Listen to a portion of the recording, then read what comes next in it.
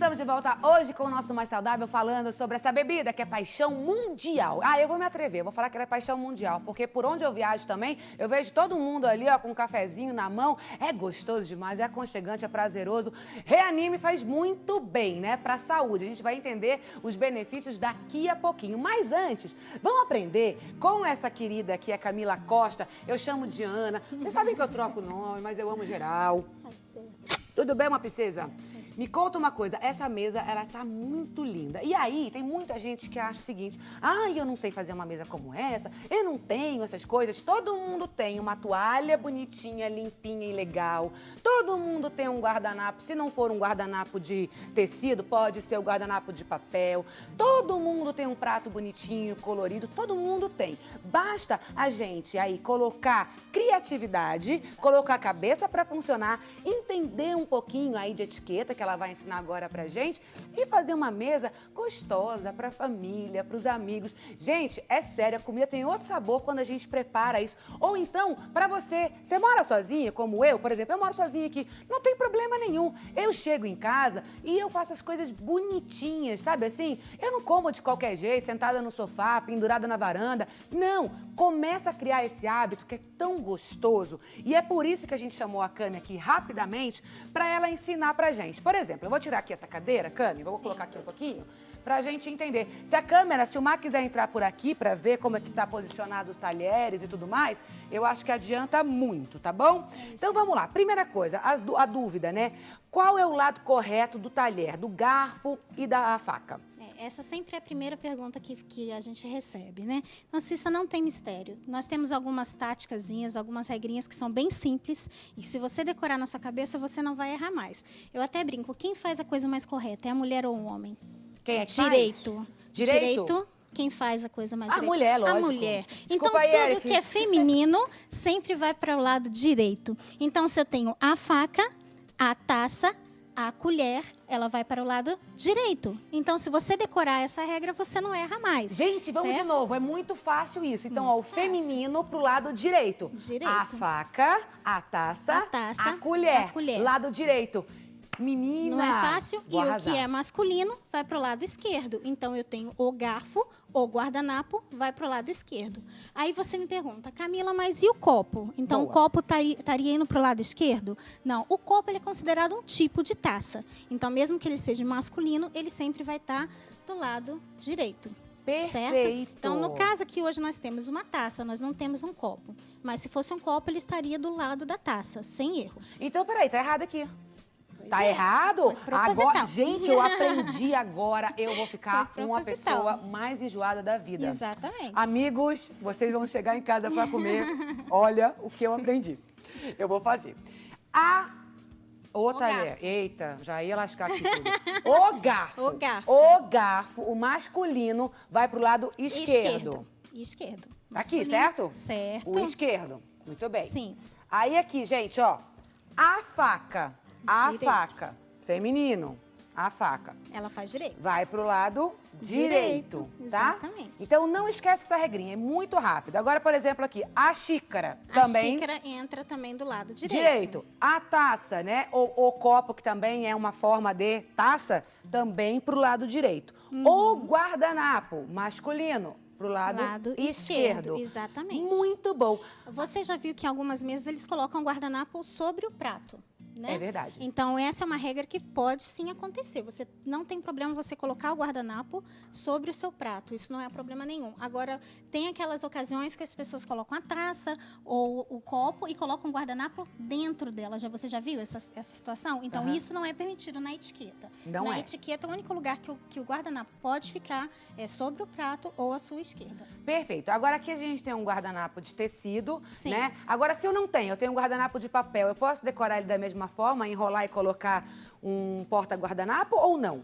Pode sim. A questão é só que às vezes o melhor é você procurar então um guardanapo de papel grande. Em algumas lojas, né, até onde a própria distribuiu essa louça linda pra gente, eles têm aqueles guardanapos de papel grande que você encontra no mercado, então ele vai ficar mais bonitinho nesse guardanapo de papel. Tá. Porque o que acontece é que aquele tamanho normal de guardanapo de papel de coquetel, num porta-guardanapo ele fica muito pequenininho. Então você pode de repente só deixar ele dobradinho em triângulo e colocar ele do lado esquerdo, entendeu? Vai ficar mais bonitinho do que se você colocar no próprio guardanapo de papel. Legal. Né? Outra coisa, por exemplo, a mesa tem que ter uma toalha sempre ou eu posso deixar sem toalha? Não. Até o começo desse ano, a tendência da mesa estava sem toalha. Agora, no começo do ano para cá, a toalha tem vindo de volta, né? Então, até então, você poderia sim estar colocando só com o serviço americano ou mesmo direto, a própria louça direto na madeira, não teria problema nenhum.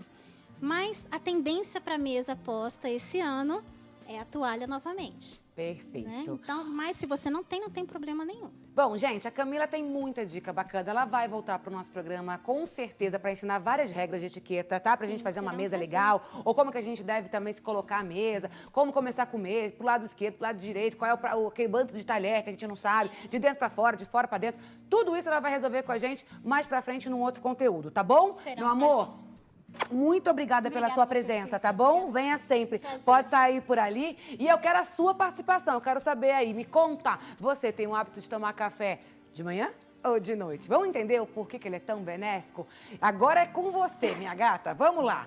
Nath, pode me contar por que o café ele é tão benéfico? Ele tem propriedades, Cícias, antioxidantes, não só pela cafeína, mas por outros compostos. O café, dependendo da torra, da onde ele é cultivado, ele chega a ter mais de 2.000 compostos, que trazem muitos benefícios para a saúde. Então, voltando ali onde a gente estava conversando até do diabetes, ele pode ajudar a reduzir o risco de diabetes do tipo 2. Como que isso acontece? Ele melhora a sensibilidade da nossa insulina, que é aquele hormôniozinho que está envolvido em levar a glicose, que é o açúcar que está no sangue, para dentro das nossas células. E ele também ajuda na função das nossas células do pâncreas, que são aquelas que produzem insulina. Então, quando a gente melhora essas duas funções, a gente consegue melhorar a sensibilidade ao carboidrato, a gente consegue melhorar que esse carboidrato entre para dentro da célula e a gente consegue fazer com que reduza-se o risco, por exemplo, de desenvolver diabetes do tipo 2. Do Alzheimer, que a gente estava conversando até antes de começar o programa. Então, ele também está envolvido na memória. Quem nunca tomou um cafezinho ou para ficar acordado, ou para melhorar a memória, ou quando você está muito cansado, você precisa melhorar o seu estado de vigília, aquele nosso estado de alerta. Ele também ajuda bastante. No Alzheimer, ele pode reduzir também o risco da gente desenvolver o Alzheimer, que é muito interessante. Para atividade física também, Cissa. Então, a gente toma um cafezinho pensando em se manter acordado, mas ele também ajuda na oxidação, na queima de gordura. Então, aquela gordurinha, principalmente da região abdominal, chata, que incomoda, a mulherada reclama, é muito interessante que a gente consuma o café para redução, por exemplo, desse percentual de gordura, dessa gordurinha. É engraçado, né? A gente estava falando antes de eu ir conversar com o Eric, que daqui a pouquinho eu também vou chegar lá, essa questão da prevenção do câncer, né? Ontem, a hora que a gente estava reunido com a equipe, a gente começou a pegar todas as pesquisas. E é muito latente esse benefício do café na prevenção do câncer, principalmente do câncer de fígado, né? Exatamente. Por quê? Ele tem a função antioxidante. Então, o que ele faz? Quando a gente faz atividades físicas ou quando a gente está no meio da poluição, a gente cria algumas espécies no nosso organismo que são espécies reativas de oxigênio. O café, ele tem algumas propriedades que captam essas espécies reativas de oxigênio e eles vão protegendo a nossa célula. Quando a gente realiza essa proteção, a gente consegue minimizar o risco de câncer. Tem muitos estudos que mostram também o auxílio do café no tratamento de hepatite C, por exemplo. Então, a hora que a gente vai fazer o tratamento antiviral, o consumo de café melhora a resposta do paciente ao tratamento. Tá, agora a gente está entendendo, né? Tem muito mais, viu, gente? Pra vocês terem uma ideia aqui, o café, ele também fortalece a imunidade, ajuda aí a prevenir o envelhecimento precoce, né? Porque ele tem um antioxidante, enfim, ele tem muitos benefícios. Mas qual é a forma de ingerir corretamente? Qual a quantidade? Porque tem muita gente que fala, poxa, se eu tomar muito café, eu perco o sono à noite. Então, tem um horário correto para se tomar o café e como deve ser feita a ingestão do café? Olha, o que eu sempre peço para todo mundo que vai consumir café, evitar o consumo dele 4 horas antes do sono, porque realmente sim, ele pode provocar insônia. Do restante, ao longo do dia, a gente não tem problema nenhum de se consumir o café. Só cuidado com a quantidade, porque o excesso de café, ele pode causar irritabilidade, ele pode provocar insônia, ele pode causar taquicardia, pode causar tremores. Tinha comentado de enjoo também, ele pode causar desconforto gastrointestinal. Se é uma pessoa que ela não pode com frequência ir ao banheiro e ela toma muito café, ele pode aumentar a diurese também, então essa pessoa precisa ir ao banheiro com mais frequência. Ô, Nath, você falou algo aqui, ó, gente. Tem uma pergunta, peraí que eu já vou achar aqui, que veio através do nosso Mais Saudável Oficial. Quero agradecer sempre vocês, que quando começa o programa, ponto, já começa a bombar aqui a nossa internet, o nosso Instagram. Um beijo, meus amores, mas aquele beijo tão instalado, com gosto de café hoje pra vocês, tá bom? A internet aqui tá ruim, quando abrir eu falo, porque tem exatamente uma pergunta. Ah, abriu, eba. Então bora aqui, ó. Diz aqui, quem é que conversa comigo? É a Jaque 9329. Lindeza, um beijo. Cícero, eu gosto muito de café, mas queria saber por que toda vez que tomo café me dá dor de barriga. Será que é a cafeína?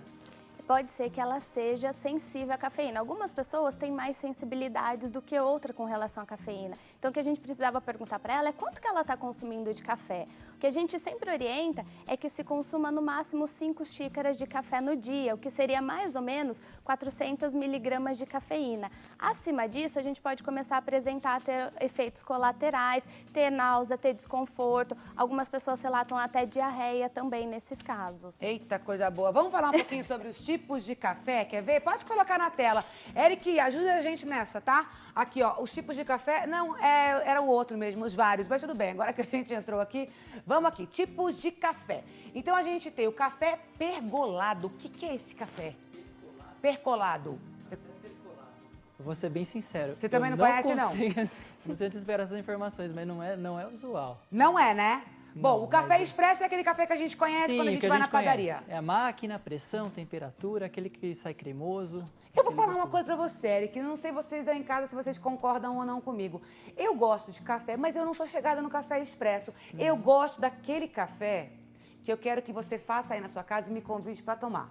Sabe aquele café do coador? Aquele cafezinho, mas sabe assim, que sai na hora, que eu não sei, porque eu acho que o café expresso, o gosto do pó fica muito evidente.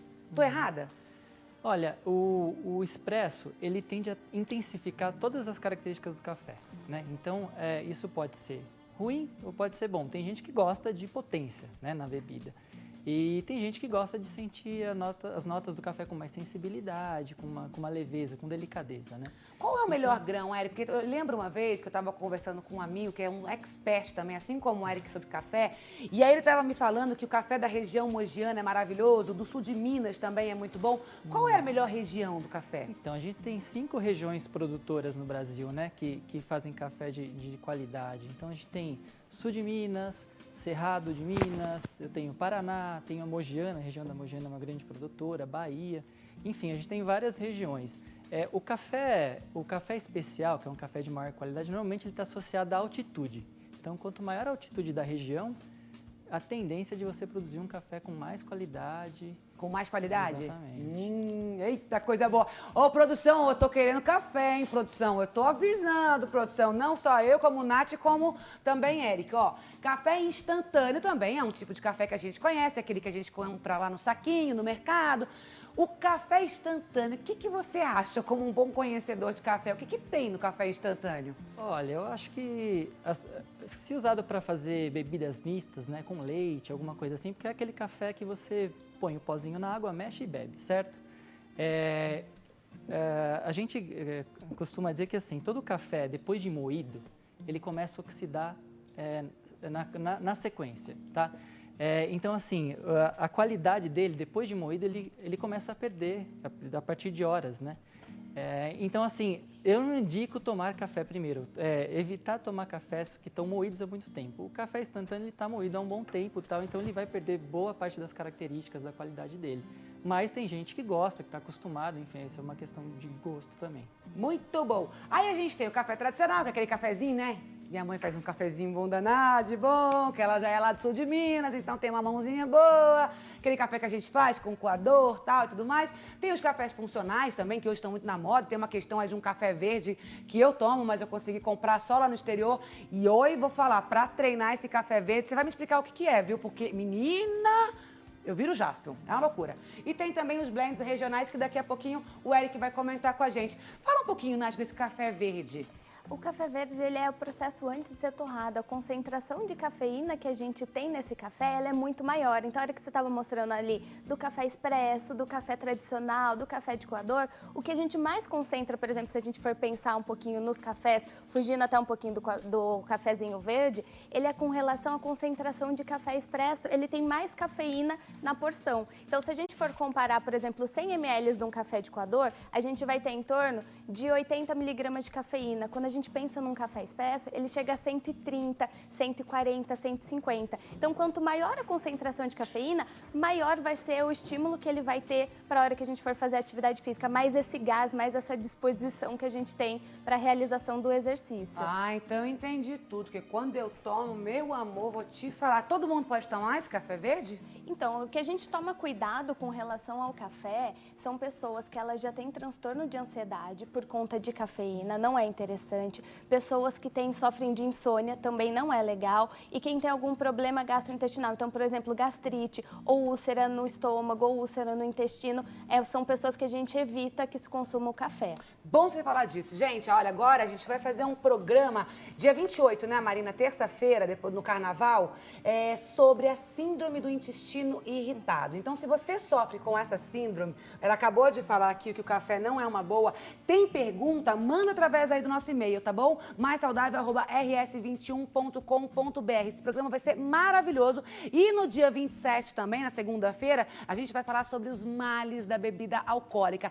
Quer perguntar para os especialistas? Já vai se adiantando, manda sobre o seu e-mail pra gente, maissaudável@rs21.com.br. Eu vou para um rápido intervalo, você me espera, já volto.